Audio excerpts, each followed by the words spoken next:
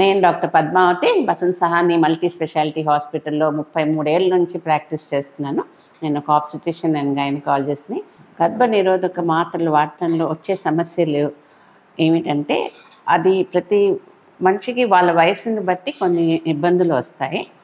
ఇవి ఎక్కువ రోజులు వాడకుండా ఉండటమే మంచిది. ఒకేసారి 9 నెలల వరకు వాడి ఒక గ్యాప్ ఇచ్చి 2-3 నెలలు మళ్ళీ వాడుకోవచ్చు. దీంతో కొంతమందికి మన నెలసరి బ్లీడింగ్ తగ్గిపోయే అవకాశం ఉంటుంది. కొంతమందికి సైడ్ ఎఫెక్ట్ బ్రెస్ట్ మీద కానీ గర్భసంచి మీద కానీ పడే అవకాశం ఉంటుంది. కొంతమందికి యోనిలో చాలా డ్రైనెస్ వచ్చి ఎక్కువగా యూరినరీ ఇన్ఫెక్షన్స్ వచ్చే అవకాశం ఉంటుంది.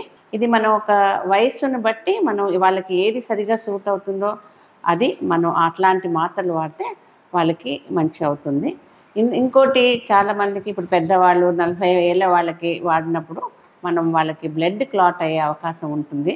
ఎవరికైతే షుగరు, బీపీ అలాంటి సమస్యలు ఉన్న వాళ్ళకి మనము అవి కనుక ఇస్తే బ్లడ్ ప్రసారం, రక్త ప్రసారం కాళ్ళలో కానీ గుండెకి వెళ్ళే రక్త ప్రసారంలో క్లాట్ అయ్యే అవకాశం ఉంటుంది. కానీ ఇది చాలా జాగ్రత్తగా వాడాల్సి వస్తుంది.